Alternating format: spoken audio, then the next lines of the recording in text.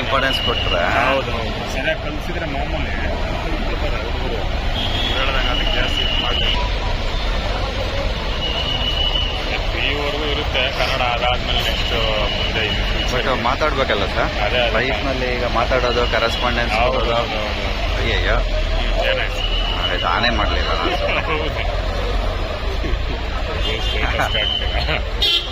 ಸುಮ್ಮನೆ ಆಮೇಲೆ ದೊಡ್ಡವನ ಇನ್ನೊಂದು 10 ವರ್ಷ ಆದ್ಮೇಲೆ ನೋಡೋ ನಿಮ್ಮ ಅಪ್ಪ ಹಿಂಗೆ ಹೋಗ್ತಿದ್ದ, ಸೇವ್ ಮಾಡಿಲ್ಲ. ನಿಮ್ಮ ಅಪ್ಪ ಹೋಗ್ತಿದ್ದ, ನೋಡಪ್ಪ ನಾ ಕರ್ಕೊಂಡು ಹೋದೆ ಅಂತ.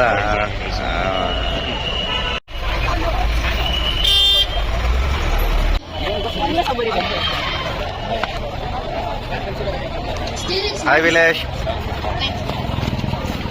Today's question. You'll repeat again. I'll be asking. As per 2 a for something, or